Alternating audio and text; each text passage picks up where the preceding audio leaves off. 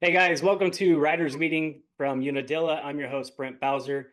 We're here today with not Jeff Beaver, and we're here with Jett Reynolds. What's going on, Jett? Club MX Yamaha rider.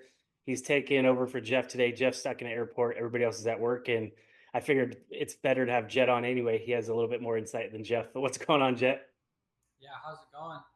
Yeah, I got some time today dealing with my recovery, so let's do this.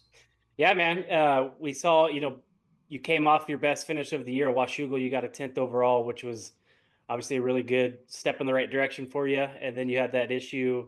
I think it was the next week training at club, and you ended up breaking your collarbone.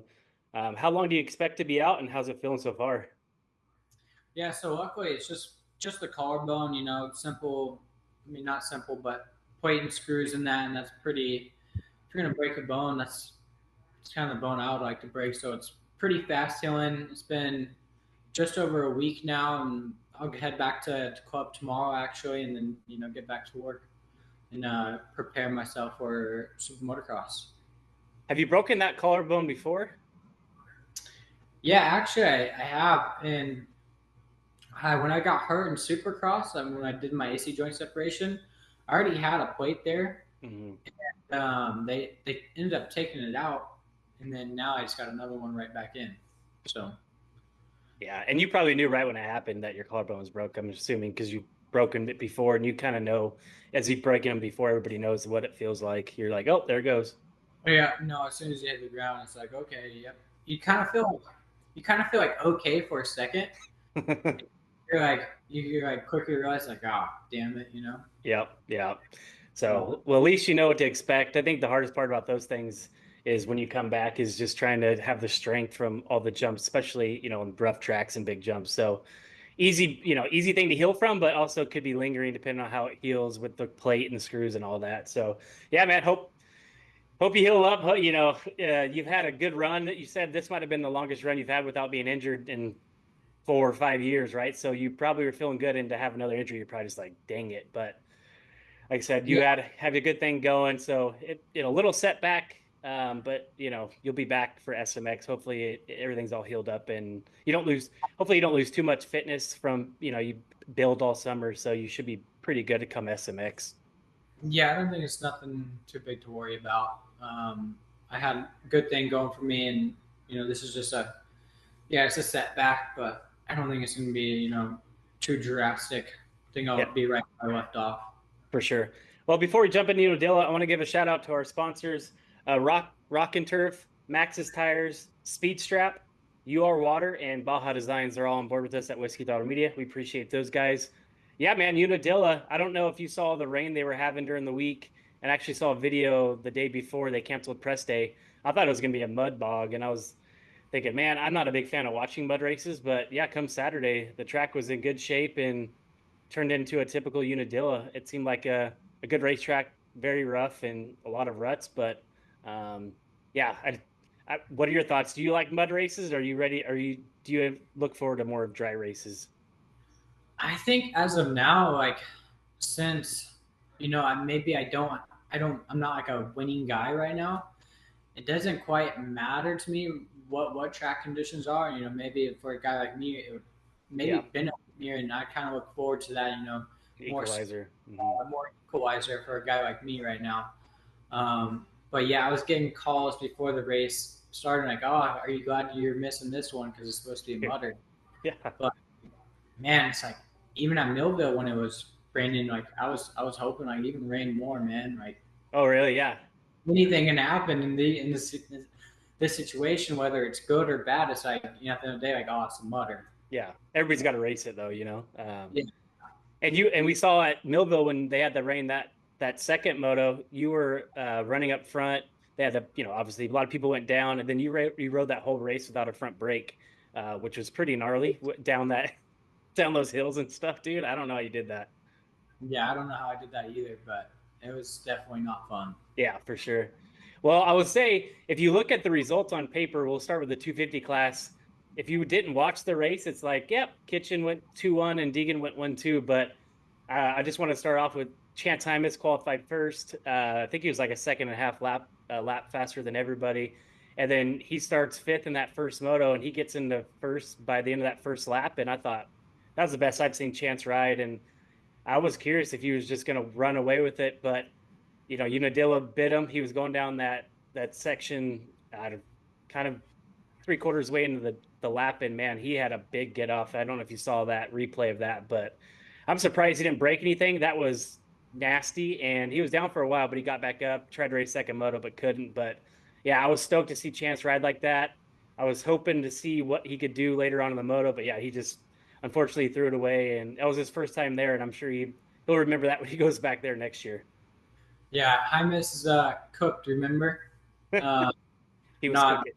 no, the kid was riding good. And it's not like his crash is like anything out of control. It's kind of just like for me watching it myself. I mean, things just happen, and it's a shitty deal, and that's our sport. Yep. But props to him. He was able to lead that whole moto, and had a good opening first lap to get out there in the lead, and then also happy to see he's not hurt. Yeah. Yeah, it was weird. Like you said, I watched that crash a couple times, and it's almost like he didn't do anything wrong. It's just there might be a speed limit on certain sections, and he just got kicked. His front end caught that X rut, and there was nothing. He probably didn't even know what happened because it happened so fast. I'm sure in that second moto too. It seems like he hit his head pretty good in that crash. Maybe the bike came back and hit him. Maybe in the second moto. Yep. Maybe I don't know if it was necessarily his body was hurting, or maybe his head wasn't all the way there, and Yeah. maybe a little bit dizzy out there or whatever it was. But he probably made the right call by pulling it in. Yeah. Yeah. And you never really know the symptoms, right? You can hit your head and you feel good, but once you get your heart rate going, like I'm sure you get your heart rate going, get back in that adrenaline, and then things start to happen that your body isn't used to, especially if you hit your head. So, yeah, smart thing he pulled off. And again, glad he's not hurt. Bummer for his teammate Joe Shimoda, broke his collarbone that second moto. So you guys are in the same boat. You guys are collarbone buddies. So, Yeah. yeah. Yep. So yeah, he was up front that second moto, and that was a weird crash. He basically had that tip over before that sky shot tabletop, and yeah, just broke his collarbone. That was very strange. At first, I thought he got like impaled by a track marker or something because he was rolling around on the ground. But I mean, yeah, just the right little fall on our shoulders, and I mean, our collarbones are so I feel like fragile for us motocross riders. We just it wasn't he didn't have a hard crash at all, and boom, right there, yeah, done. yeah, it's wild. Yeah, Casey Cochran going through this is injury list. Casey Cochran crashed out of Moto 2. I think he finished 11th that first moto, but yeah, he was out too very early in Moto 2. Don't know exactly the extent of his injuries, but man, there's guys all over the place down. Yeah, no, I think I haven't personally raced Unadilla, but from what I hear, it's it can be pretty gnarly. And the track after all the rain over the weekend, like I think it was super challenging, and Yeah, the guys are ending up on their head yeah. from watching the race. Looks Mhm. like Brent looked like he was holding his wrist or something going with his arm. Hopefully he's okay, but Yeah. Yeah, it's um, wild. You might have avoided it, right? You broke your collarbone practicing. You yeah, maybe everything happens for a reason. I guess I don't know. It could have yeah, been worse. Who yeah, knows? for sure. Levi Kitchen, he goes 2-1 for the overall. That was an exciting first moto. Like I said, we had Hymus up front. Kitchen was in second. Deegan was in third. Hymus goes down. Kitchen's out front. Deegan makes the pass, and but Kitchen didn't let him go. And I think that helped Kitchen. He was right on him the whole rest of the race. And yeah, Moto 2, he pulls that start and kind of clean sailing the whole way, and gets an overall. And he puts him in the second of points. He's still 70 points behind Hayden, and we know Hayden can wrap it up at Budds Creek next weekend. So I think all these guys, Kitchen, anybody else out there that's really just trying to get some moto wins, get some bonus money, because unless something catastrophic happens to Deegan, it's pretty much his to lose. He's got such a big points lead at this point. So Deegan goes 1-2. That first moto, like I said, caught Kitchen in the last minute, and then Moto 2 just kind of, I think he was just content being there. Smart ride, but at the same time, I was surprised to see him settle because I don't think we've seen him settle a whole lot. And but maybe people are like, "Hey, dude, you don't have to win all these things." I think too. Like you know, he's Deegan has kind of been on another level Hmm. all year, and yeah, he has his points lead, and so if he doesn't win now, it's like, oh yeah, I'm just focusing on the points. But I secretly, I don't think he was really backing down a whole lot Yeah. because you Yeah. know he went for it in the first moto, and the second moto, I mean, he was kind of in the same situation. Yep. But I think Kitchen, he just rode really good in the Hmm. first moto. I think after that happened, he was in second, and he was in the lead, and then Deegan got him. It probably fired him up for the second moto, and he was able to make it happen. Yeah. But Deegan, yeah, he doesn't have to do anything crazy. Yeah, he's pretty locked in for the championship. Good on him. He was able to have a great summer and not have any big mistakes and been able to pull this big old lead. Yeah. Um, and he'll probably for sure wrap it up at Buds. And coming from a guy like yourself who won a lot as an amateur, and Deegan's winning a lot right now, is it hard? I get, thinking of Deegan as points lead, you can have that as in your back pocket, like, oh yeah, I was just, I have a big points lead. Yeah, I didn't need to push it. But internally, I can imagine you still want to win. You still want to prove that you're the guy. Is it hard to swallow your pride at that moment and say, okay, he rode better than me this moto? Well, I mean, I won at an amateur level. I never got to win at a pro level yet, and that's something I'm still working towards. Yeah. But I mean, I know whenever I didn't win anything, like if I didn't win a moto, it was like, oh, what happened to Jett? Is Yeah. Jett okay? Like, what's going on with him? And it's like, I know. I'm sorry, I'm not perfect. Perfect. Yeah. Yeah. Like, I can't win every race. Like, Hmm.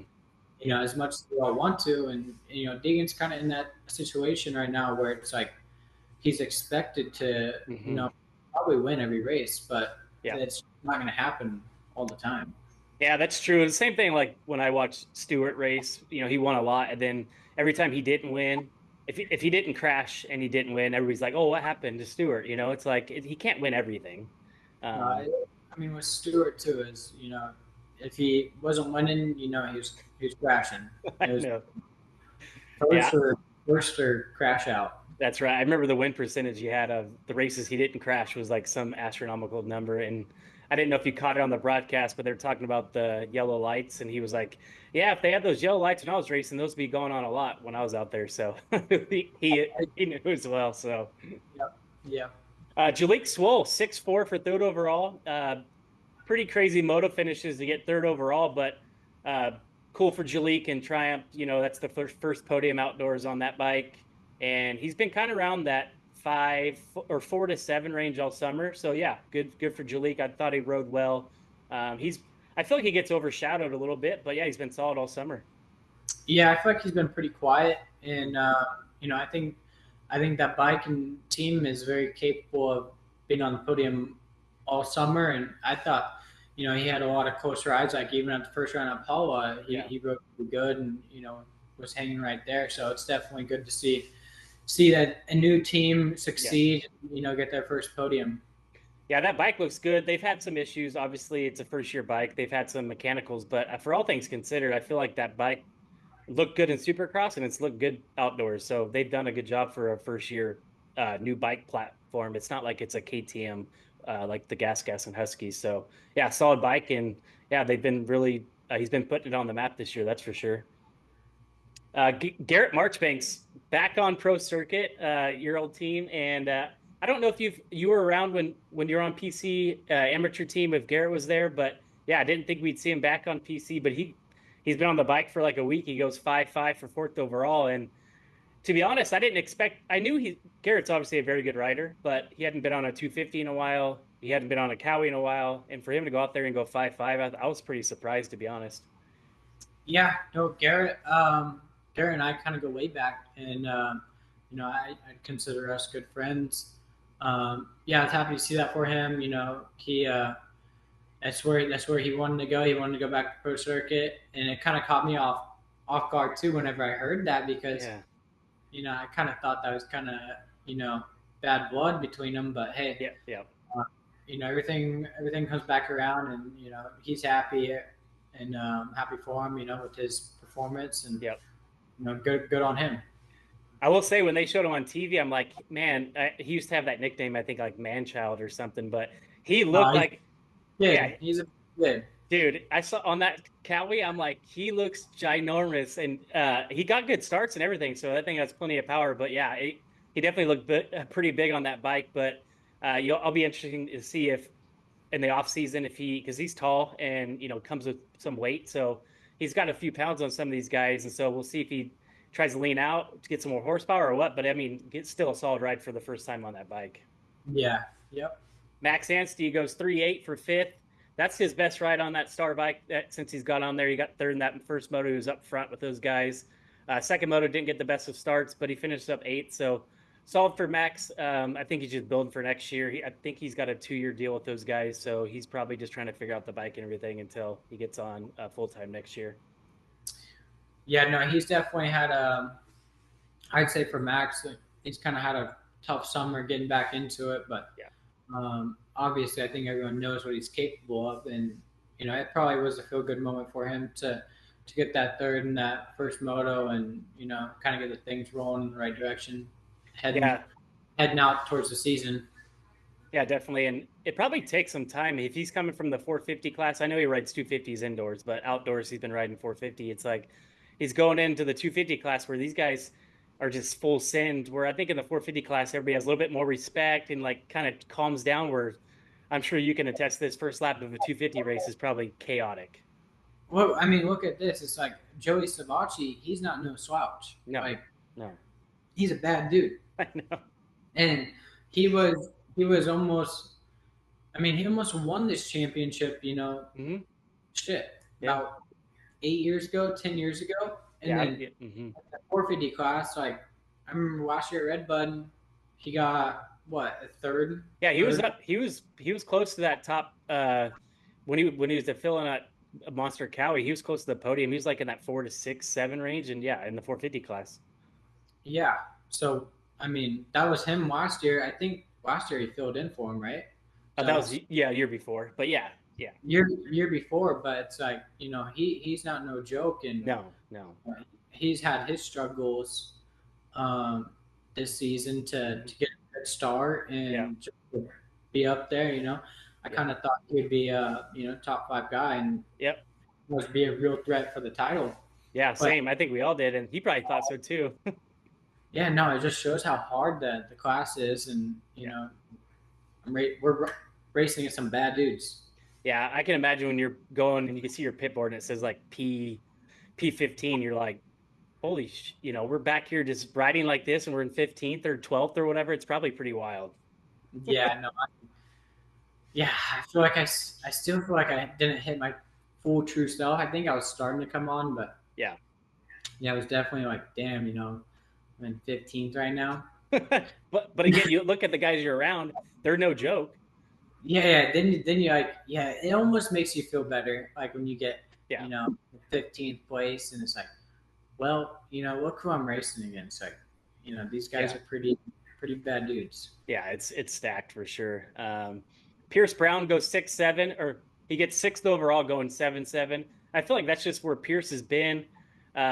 He's always coming. He never really has the best of starts, but he always seems to find himself in that 6 to 8, 9 range. And yeah, you always just see him coming on late in the moto. And yeah, solid day for Pierce.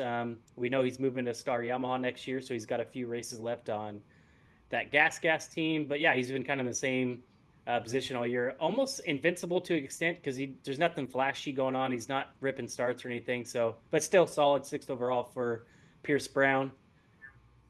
Jordan Smith goes 12-6 for seventh, and it's been kind of the story of Jordan Smith this summer, where he has one good moto, one bad moto.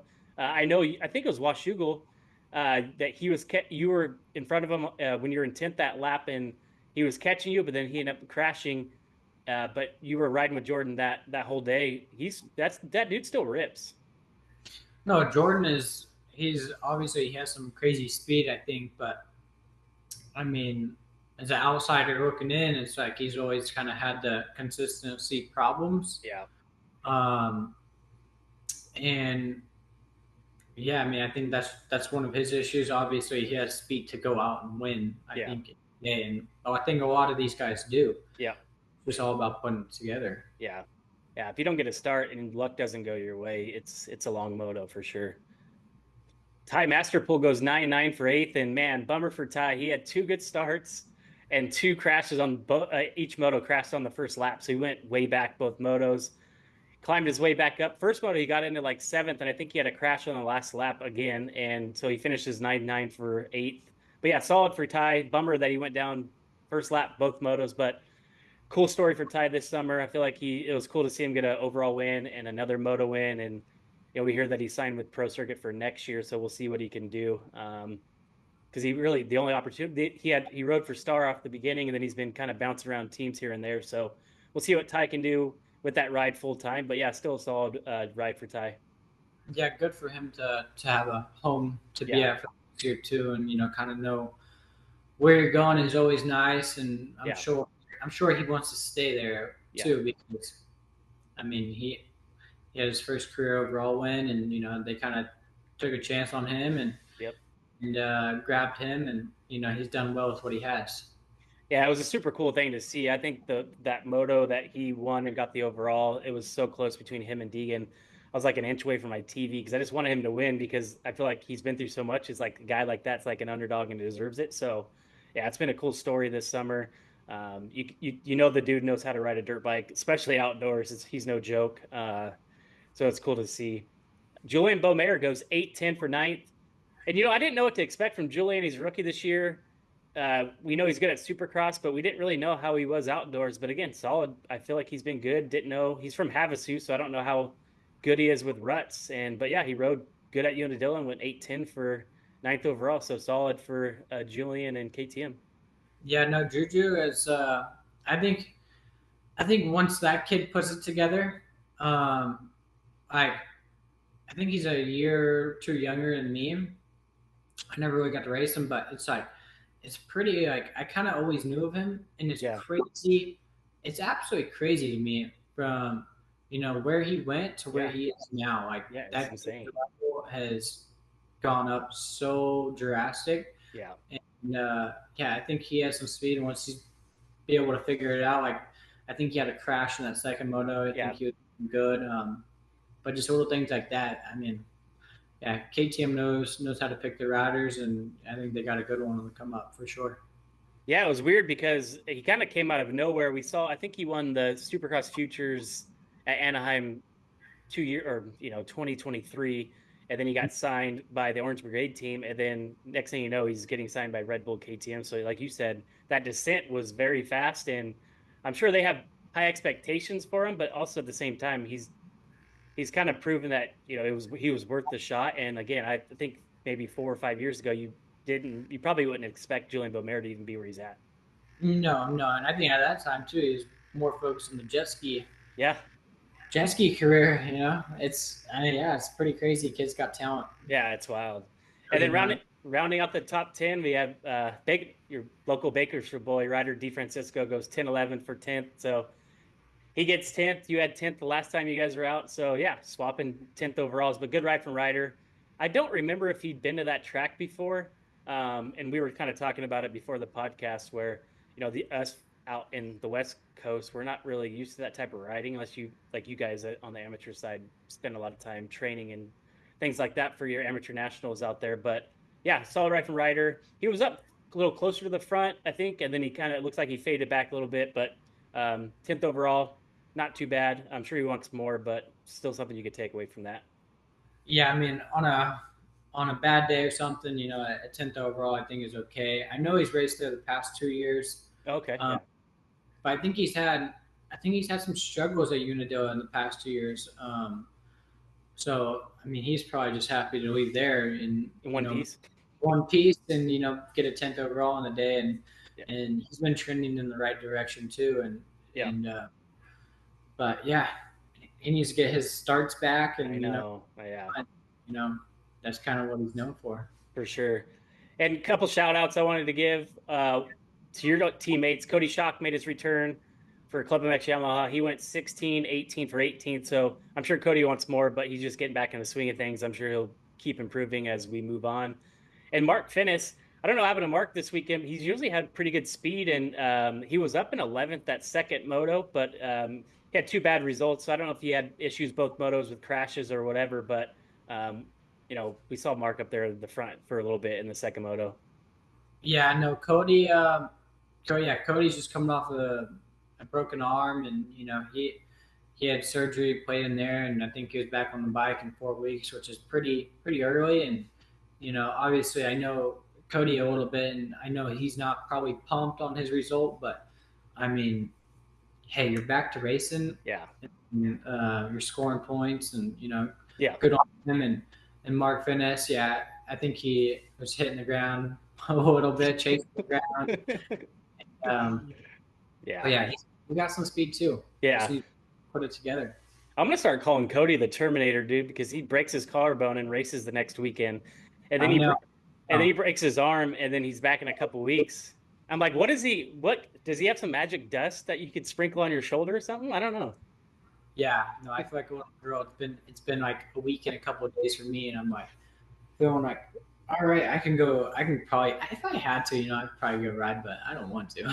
No, yeah, it's I don't want to end back up in the surgery room. I feel like one wrong crash and yeah, it takes a lot of balls to go out there after days, right? yeah. That was wild. I was surprised, and he had a really good result after that broken collarbone too. So it was even more shocking. Last shout out I want to give the 250 class, another local boy, Brock Bennett. He went 2019 for 22nd overall. I'm not really sure how that math worked out, but good ride from Brock. He had a good ride at Washougal, and he had some ups and downs this summer. But yeah, he's putting things together. So two Bakersfield boys in the top 20. So can't complain there. So it's pretty cool to see. Yeah, no, he's a good kid, and good to see him. Get some more points on him. Um, yeah, I was hanging out with him actually earlier this week when I was down in SoCal. Okay, yeah. But yeah, he's a good kid, and I think he's got more in him too. Yeah. So try to see what the future holds for him. He was in 18th that first moto, and I texted him afterwards and said, "Dude, what happened?" Because he dropped back to 20th. I guess his shifter fell off with a couple laps to go. So yeah, yeah. No, because I was down in SoCal, and I didn't go to the track, but I remember him coming back from the track, and my buddy's like, "Oh yeah, Brock's shifter fell off during the moto today." Oh really? So, I guess that's been a problem for him. I don't know. I told him to start Loctiting his shifter. Yeah. A privateer life, right? He's just running it, and he's never known. Yeah, he's never known for his starts. And if you ever watch the first lap charts, he's usually close to 30th, but there he comes. He just slowly works his way up, and I'm just like, if he can just get a start, he wouldn't have to do all that work. But yeah, it was still a solid weekend for him. But I know he was bummed that first moto because he was in 18th. I think he was pretty close to Lux Turner in 17th, and yeah, shifter fell off 3 laps ago. He was stuck in third gear. So yeah. So yeah, 250 points. Hayden Deegan 70-point lead over Levi Kitchen. So like we talked about, pretty much his. Budds Creek next weekend. He'll probably wrap it up. So yeah, Deegan probably gonna be your outdoor champ, and we'll see what he does in SMX. But I'm sure these other guys want to prove a point and get some moto wins before the summer ends. Yeah, I think they definitely want to shut him down, but it's not going to happen. He's, big things have to happen for him not to win this championship. But yeah, looks like he's going to get it done, and other boys are just going to have to suck it up and go beat him in Super Motocross or Supercross next year. Yep, exactly. Jumping in the 450 class. Pretty fun up front. Chase Sexton goes 2-1 for the overall. That first moto was really good. Hunter Lawrence was on that new 2025 Honda 450. And man, he said they did an interview before the race started, and they're asking him about the bike. And, everybody always says the bike's great. It's the best it's ever been. So you just kind of chalk that up as whatever. But dude rips the whole shot, takes off. And, Sexton got by, and he got back around Sexton, and yeah, Hunter rode really good. I was surprised, especially on that new bike. But then second moto, Chase gets that whole shot, puts 6 seconds on everybody that first lap, and at that point it was pretty much game over. Yeah, I don't think. I mean, at this level, the bikes that everyone's on, I think they're all capable of winning. And yeah, I don't think one bike is going to be so much better than the other for them to win on those factory machines. Yeah. I thought it was pretty funny. After he won that first one, I was like, oh, everyone's going to run to the Honda shop Hey, he's just salesman, dude. Yeah, yeah. But yeah, he had a rough couple weekends too, and I think that couple week break helped him out. Um, Yeah, I don't know. He was talking about getting blood work and stuff. I don't know if he ended up doing that, but I think that crash at Redbud had a bigger impact on him than we thought, where he hit his head. And also, it's his first year in the 450 class where you're doing all 17 supercrosses and all these outdoor races. Where in the 250 oh, class you get a little break, you're smoked. yeah, no, it's definitely a lot on you for sure. And I mean, I don't really know much about it because I haven't been able to experience it a whole lot. But I Yep. mean, I did 8 rounds in a row, and I was starting to feel a little bit tired after Washougal. Yeah, I was gonna So ask. So you felt the effects coming of racing every weekend. well, yeah, because the last couple of weekends too. I mean, I was racing sick. I was racing sick Yeah. at Millpool, and I was racing sick at Washougal, and I couldn't quite get over it. And I took a week off from riding, and it definitely felt nice to get back on the bike. Yeah, for sure. Like we mentioned, Hunter Lawrence goes 1-2, solid first moto. He gets that win. Super stoked for him. Gotten back on that winning level. Then Moto 2, he didn't have the best of starts, and he just methodically worked his way around Ferrandis and Anderson and those guys. And I don't know what happened on the gate second moto, but there was a lot of different people up front that second moto, and a lot of people got bad starts. I don't know if like flinched or someone it caused everybody to go early or what. But we had some different guys up front that second moto in the 450 class. So AP was buried. Ferrandis was up front, which we know typically he's not a good starter. So something happened. So And I think they held the gate. I think they held the gate extra long because um, that's kind of what it seemed. I think they said on the broadcast too. yeah, and I don't know But if you saw Phil. Phil's usually a yeah, good starter, dude. that's what I was thinking. Phil is probably so pissed and Dude, so. I can only imagine after the moto. he probably like, oh God, they didn't want to drop the gate. They're trying to screw me. Yeah, something along the lines of that, I'm sure. But Yeah, yeah, I was surprised though because he gets good starts all year, and it's his home track. He's the Grand Marshal. He's living that. He's on the high of the weekend. It's the only weekend that he did not get a good start. So, yeah, yeah. No, it's funny. AP goes 3-4 for fourth. That first moto, he's kind of on by himself, and then second moto, he was way back. He was, again, got caught sleeping on the start with the gate issue, and he made his way all the way up to fourth. And yeah, man, it's always funny when AP's on the podium. It's just a different character, and that place, everybody, all the fans go wild. So solid ride from AP, and yeah, he's been around the podium all summer. It's yeah, good summer for AP, and he's just like the people's champ in my opinion. Yeah, I think so. I mean, Chase and Hunter, they they're kind of 1 and 2, and that's kind Yeah, of a guaranteed every weekend. And for yep. the other guys, they're fighting for that third place. Yeah. I feel like the third place is really a toss up between AP, Anderson, and Justin Cooper, and it's like those guys, all of them want it, and obviously bonus money and things like that, in order to be the best of the rest. So that spot's been fun to watch because, like you said, the first two are kind of in the league of their own. Yep. Yep. Dylan Ferrandis, 6'3". Man, he's got to be bummed that second moto. He gets passed by Hunter on the last lap, which I think pushed him from third overall to fourth overall. He got a moto podium, which is the best of the year for him on that Phoenix Honda. But yeah, he's probably bummed. He was so close that second moto, and Hunter got him on the last lap. And they ride together. I'm sure he's probably like, dude, let me have a bonus here and there. You got enough over there. So, Yeah. but No, I saw some interview of something going on like that. How he went up to him after the race and was kind of yo. dude, But, good on Fernandez though.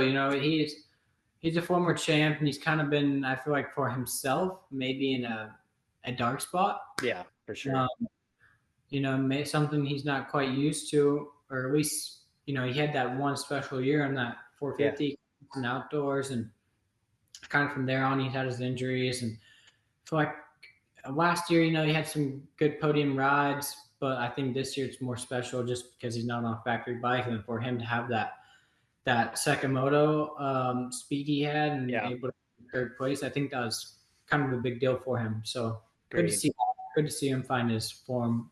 again a little bit. Yeah, and when I think of Unadilla, I think of last year when he was on the Star Yamaha 450, and he gave Jett a pretty good run there. And I feel like that track kind of fits that European style. But either way, I'm sure that he's not where he wants to be as a past champion, and on a quote unquote privateer bike, which I know they get some Honda parts on that thing. But yeah, it's definitely not the program he's been on. So yeah, solid ride from him. I'm sure he wants more. We'll see what he does and what he's going to do next year. But it's kind of interesting to see a guy like his caliber on a team like that. But I know that he wanted to be on the Honda, and that was really the only way he could make it happen. So that's just what he wanted to do. Yeah, from what I hear, he's pretty happy on that bike too. Yeah. Jason Anderson goes 5.5. It's not your typical New Mexico style terrain, but I know he's been training with you guys at club. So I think solid for Jason. He wants more, but I think that's why he went back east and got a little bit of different training and riding. And how was it riding with Jason over there at the Club MX facility? Yeah, I think it was cool to have Jason back at club. I got to ride with him a little bit whenever I lived in California, just because we worked with Brock Tickle together, and Mm-hmm. you know, I was hurt for a long time, and I didn't get a whole bunch of riding, but I've kind of known Jason a little bit, and Yeah. a little bit personally, so it was cool for him to go to club, and I think everyone was super happy to have him there, and I think he was pumped to be there, and yeah, we got some good riding days together, that's for sure. And with him going 5.5 on the day at Unadilla, I think he has more. Mm-hmm. He's kind of just taking it for what it is right now, and hopefully for next year it's or going into super motocross, we'll see how it all plays out. But I think right now he's just kind of taking it for how it is, and not risking it extra and just getting through it. Yeah, no, for sure. I think it's also interesting. We say, oh, 5.5 for fifth, solid weekend. But I mean, he's fifth in the 450 class. I mean, there's not many guys in front of you that, No, and I mean, you know, fifth place is it's pretty damn good. yeah, Yeah, we lose sight of that. I think sometimes where you're like, oh, but you didn't win.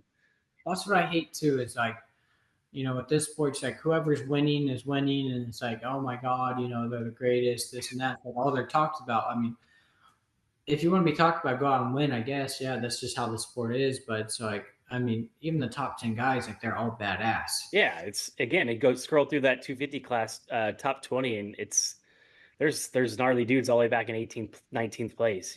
So people lose Yeah, sight of that. They're like, oh, so and so got 12th. It's like, yeah, but he got 12th out of the best 250 riders or 450 riders in our country. So it's a lot different than if a guy gets 12th in NASCAR, it's pretty good, right? You look at 12th here and everybody's like, it's okay. So I think we lose sight of that sometimes. yeah, yeah. Look out for the guys like me. Come on. Yeah, right. I know. Yeah, hey, you got 10th. Now you can chalk that off your top 10 250 rider. Yeah, Uh, Jay Coop goes 4.7 for sixth. Solid first moto. He mentioned that he got bad start second moto, which is not like him. So I think again, like AP and a lot of other guys got caught on the gate with the gate being held so long. So Jay Coop's been solid all summer for a 450 rookie. Again, he's another guy I feel like that gets overshadowed and overlooked. He's quiet, just does his job, and doesn't really he doesn't really put himself out there. He just does his job and stays quiet. And it's like, hey, he puts in the results and he's always solid and he's usually up in the front. So yeah, solid ride for Jay Coop. yeah. And I think you can't really blame a guy for like that. Like, just do his job and stay out of the bullshit, stay out of the media, and Yep. not saying that he necessarily does, but it kind of seems like he does more than others. Yep. He did have some pretty good flashes of speed in the beginning of the season, especially like at Thunder Valley and Mm-hmm. um, Yeah. other races. I'm trying to remember, but Yeah, Thunder Valley, he led both motos. Led the one like first one for 15 minutes, the second one for 20. Yeah, he's definitely shown he has the speed when the time and the conditions are right. yeah. So I think for next year, he'll be a guy to you know because he's a good outdoor rider too. So we'll see what he does next year. Yeah, and I listened to an interview with him, and he was they were talking about going in the break after Washugo, and he's like, because it's his first year in the 450 class, he's just like, dude, I need a break. So Yeah, yeah. I it's get no, it. Yeah, and then he's like, "Oh, we get a 2 week break, and then you go race, and then you got SMX, and then you have." He's like, "We don't. There's no break, you know." So it takes a toll on on your mental and physical state. That's for sure. Ken Roxon made his return, which I always like to see Kenny back. You know, you never know what you're going to get with him, and he's just always fun to watch. Obviously, the dude is very talented on a dirt bike. Don't think he's been on the bike that long after that injury he had from Nashville. It had that knee issue. He went 7.6 on the day. I'm sure speed wise, he looked good. I'm sure the stamina wasn't there, especially trying to hold on to a 450 in those conditions for 35 minutes each moto. But yeah, I thought Roxon might do a little something one moto, be up there, and he was. But yeah, he ultimately kind of dropped back and finished 7.6 for seventh. But it was cool to see Roxon back, and it's also interesting. I'm not sure if you heard he's going to race a 250 at Ironman. I don't know why, but Yeah, he's a real big wild card right now. Coming into Unadilla. I honestly, I think Ken Roxon is obviously he's a great rider. yeah, And I kind of thought he would get a whole shot and yeah, same, yeah. Good on him for coming out and racing. He's been on the couch for a long time, and Yeah. I know exactly how that is. And anytime you get off the bike for a while, it's like you're sitting on the couch. Everyone else is getting better. Yeah. Everyone is continuing to get better, and you're sitting on the couch, and Yeah. you're staying the same or getting worse. So good to see him back out there. And then is he not racing Buds? No, I don't think so. He might, but they basically said he was going to race Unadilla, and then he's going to come back at Ironman on a 250. Which yes, I'll probably prep on the 250 for the next couple of weeks, and I think that would be super interesting. And yeah, I mean that'd be pretty badass. They need to put a hot rod in that engine. They got that. Yeah. See what they're working with. See if he's really riding a 250. Yeah. If he does real well, might do some protesting. Hey, I mean, if he goes out there and rips a whole shot, and let's say he wins or whatever, and he puts that Suzuki 250 on the podium, I mean, it's going to prove that it's not the bike. I mean, I'm sure it has a lot to do with Ken Roxon because he's world talent or whatever, but still, we'll see. But I just think it's interesting. He hasn't been in the 250 class in 10 years. If he does go out and win, I mean, that just proves. I mean, Suzuki ain't changing that bike for another 10 years. I know. It's kind of like listen to the interview that you had on the prospects about the Kawasaki 65 and 85. The guys were like, "We don't need to change. He keeps winning." Yeah, yeah, that's super funny. Yeah, yeah, same scenario. As long as that keeps performing. I think it's going to be the same Suzuki that he rode when he was like 15. No, I'm just joking, but they haven't really changed a whole lot. But hey, you know what? It'll be fun, and we'll see. And I think obviously he's really good and fast, but I always wonder, he's probably that first lap he's going to be thinking to himself, what in the hell did I get myself into? Because there's going to be dudes going everywhere, and he's just like, oh, yeah, no, I mean, probably be a lot more chaos compared to the 450 class. Yeah, no kidding. Christian Craig goes 9.8 for 8th. That's just been kind of where Christian's been this summer. He's still struggling with that elbow, but yeah, good to see him out there. He's building that base. And I always think, like, maybe it's not the results that these guys want, but like you can attest to, just being out there and going through these motos, you're building that base fitness, right? You're just out there struggling and dying, but each race gets better and better and better. To me, it's the best way to get yourself in shape. For me, it's like, I don't know if it's about like fitness wise. I think it's more just like racecraft. Yeah. And Christian, yeah, he's had a tough go on it past couple of years.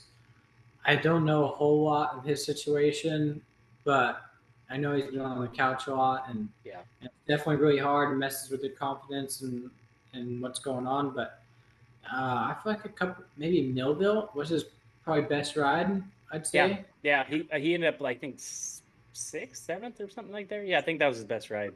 Ride for him, but yeah, I'd be curious to see what he does after this year too, and he's a great rider. See if he can get himself back on track in the 450 class.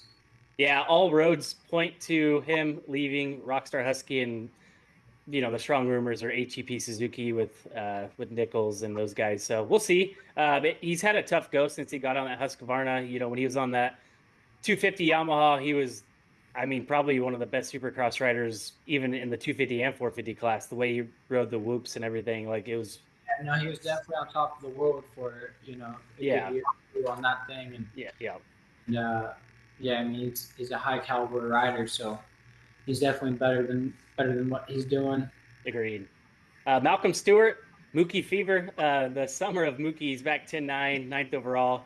Same thing. He's kind of been right around the same area with Craig, and yeah, he hadn't ridden outdoors in like 10 years. So he's probably happy, one, that he's made it through all these races, and two, that it's about to end so he can go fishing. So either. Yeah, yeah, I think Mookie, it's definitely good to see him back on outdoors, and I'm sure it's been a tough summer for him. I mean, taking away that much time from racing from outdoor motocross Yeah, is big. So I think everyone's just happy to see him there, and especially his team. And yeah, he's he's able to get some gate drops going on, and going to super motocross will be more his style. And yeah. then especially supercross, he's going to have a lot of seat time, a lot of gate drops in, so he'll still be pretty fresh. Yeah, that's one thing he mentioned was, obviously in the past 10 years, though, he'd race Supercross and he takes off the outdoors. Then even though you prep before Supercross, you still lose that edge of everybody racing all summer. It's hard to catch up. Yeah, you only get better by racing, in my opinion. I agree. Yep. And then Grant Harlan, 10th overall, 11-10, first privateer rider. I guess if you want to call Ferrandis privateer too, but yeah, solid ride. Best ride for Grant Harlan all summer, 10th overall.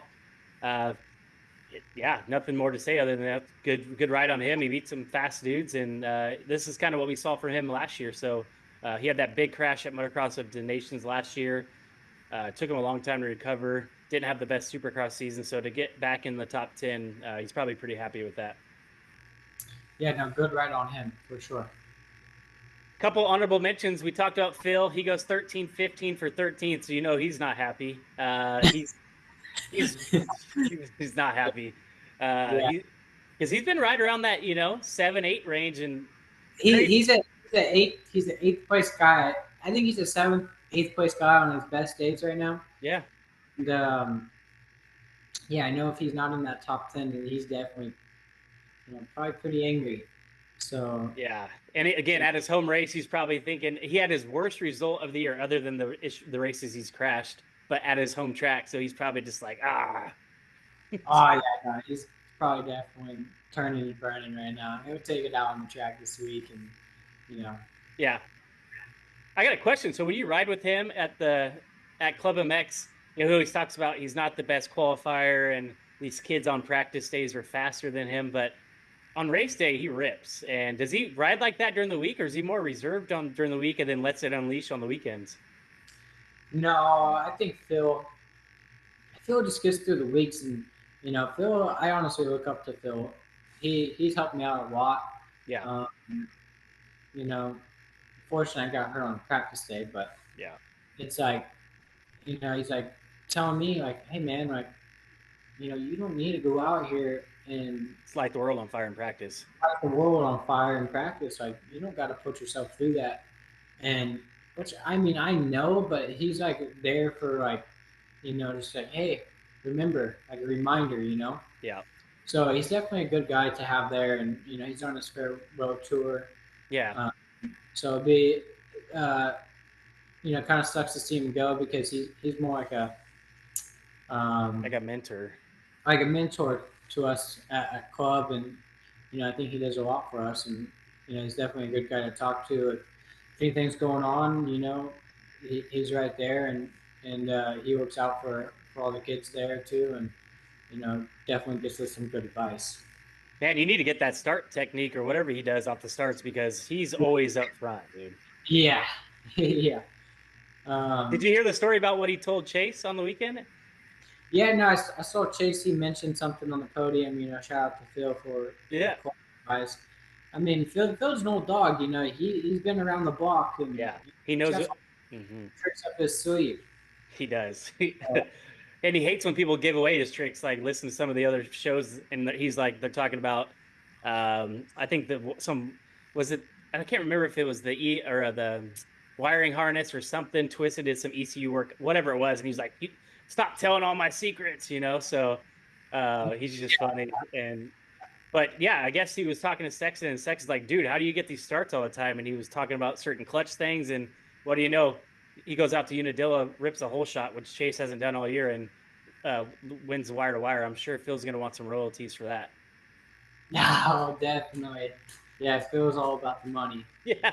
And he's always acting like, I don't get paid anything. So, Dude, yeah. I think he's secretly raking it in. Yeah. And, he's just, hey, and it's kind of a bummer though, because again, he's been around for so long, and the dude is still good on a dirt bike. It's wild where he's like, he always acts like, oh, I suck. I'm like, dude, you got 7th in the 450 class. Like, Oh yeah, no, definitely. He downplays it so hard. I know, I think he downplays it so hard. Like it's funny he does that, but I think he genuinely does feel that way. which is But, wild, but yeah, which is wild. He's such a good rider, and but I mean, he's 35 years old, I man. Like, know, what do you dude.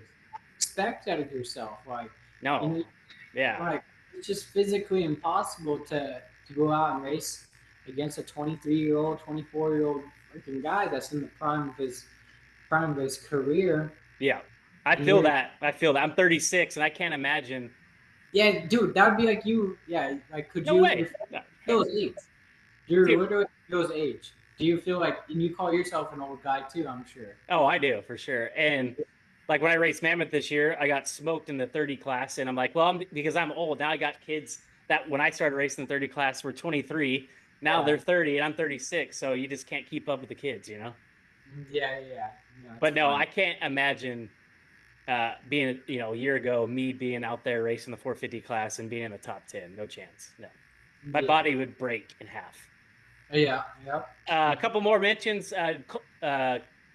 Cooper Webb was back for the first race after that thumb injury. Goes 8:35. He had that issue second mode he pulled off. Hopefully he didn't re-injure his thumb. Looked like he had some sort of wrist thumb issue. So yeah, man, he came back to get his feet wet and get some points for SMX and just kind of get his race legs under him. And he goes out. Looks like he hurt his thumb again. So hopefully that's not the case. But yeah, bummer for Cooper Webb. And then yeah, Colt Nichols and Shane McElrath, they kind of swapped rides there. And Nichols first ride on the HEP Suzuki gets 17th, and Nichols first ride on Mad Parts Kawasaki gets 14th. So kind of interesting how those guys have kind of swapped bikes different times this year. But yeah, that was the 450 class. Looking forward to Budds Creek next week and Eli Tomac's back. What do you think, as far as Tomac goes for next weekend? Do you expect him to be beast One, mode? Yeah. one. No.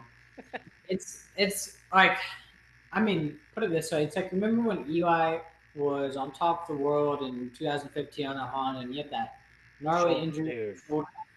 and he Yeah. came back the next year. He was on Kawasaki, and he just couldn't beat Ken Roxon. Yeah. He wasn't ready to win, and then then like a year after that, like it took him a whole year of racing to get back going. And I think that's just how important it is to continue to race. Yeah. Um, so it's I think Eli, and it's sad to say, but like It's kind of like the twilight, right? Like it's from being uh, injuries and stuff like that. Like we saw like after his Achilles tear, he came back, and yeah, he won some races, right? But it still wasn't that same Eli. And then he gets hurt again, and he was really injury free for 4 to 5 years after that one crash at Thunder Valley where he got his shoulders, right? He's been pretty much injury free. So yeah, he's uh, had a pretty healthy career. I mean, from a standpoint working at a guy like me compared to him, it's like, man, I could only dream of yeah, only having a couple things happen to me. yeah, Um, hey, I think Eli is a top five guy. yeah, I'd say top five guy. yeah. I would think so, and I don't think he's going to run with Chase, maybe not Hunter, but I think he could be in there with the AP, Anderson, J Coop guys. And I don't want that to sound bad because Eli's a bad dude, but he's just been off, coming back from injury. So you got to. It won't be his true form by any means. And when I say his true form, if he was continuing to race, I think he would go out and win the championship still. Yeah, the dude's gnarly. So So that's my thoughts, but yeah, I think he's still a bad dude, and if he's healthy and has some races, he can go out and win. Yeah, and it sounds like he's going to be back next year. We thought, last year was going to be his last year. We thought this year was going to be his last year, and sounds like he's going to be back next year. So that's cool to see. That 450 class is going to be no joke next year with Jett back and Sexton and Hunter and Tomac and all these guys. It's been crazy for the past, I'd say 5 years, but it's like I feel like the racing uh hasn't, like, in the 450 class. It's in the 250 class. It's like the past few years, like it's been maybe maybe more than the past few years, maybe the past 10 years. It's been crazy exciting, this Yeah. and that. Mm-hmm. And in the 450 class, it's like you have those one or two guys that are just, Yep. you know, the top dogs. Yep. And and they break away, and it's just them. I think it's always like, when Anaheim one comes around, it's like, oh, this is the most craziest year ever, Supercross. And 450 point standing. Chase, he's got a 28-point lead over Hunter. They got 4 motos left. I think he's going to hold on to this. Like I said, even if he finishes in conservative, third or second, he's got enough points gap between him and Hunter. What are your thoughts? Do you think Sexton holds on to this? yeah, I don't really see him losing sight of it. It would definitely have to be a big mess up by his part, but obviously he's been known to have a few tip overs. But I don't think the class could be deep enough for him to, throw this championship away. Agreed. Especially as we're getting last 2 races, the care meter of some of these guys is going to be very low. DNF, that will do it. Yeah, 100%. Bike issue, crash out, bikes mangled off the start. Anything can happen off the start. That Millville crash where everybody went down. I mean, I think you ended up hitting Masterpool really hard, right? Like anything can happen, especially in those first corners, first lap. So as long as he stays out of that, I think it's his. Yeah, that's Unadilla. Anything else you want to touch on that stood out? I feel like it was a pretty quiet weekend. Not a whole lot of craziness other than guys kind of yard selling all over the place because of the track. And but yeah, we'll see what happens at Budds Creek. Yeah, I think Budds Creek would be cool to see like Tomac there. I'll definitely be watching that. Yeah, cool. Well, man, we're happy to see you on the mend, and heal up and get ready for SMX, and we got to make it past practice and press day. We're baby steps, That's not a problem. That's not a problem, man. All right, guys. We'll see, but yeah, we'll definitely be ready to go for that, and should be getting back on the bike here in a few days. Hopefully, a week at most. So sweet, awesome. Yeah, and just keep it calm, like Phil said. You don't have to win during the week, So. Yep, absolutely. Right on, guys. Well, thanks for listening to our riders meeting for Unadilla. We'll catch you guys next week at Budds Creek.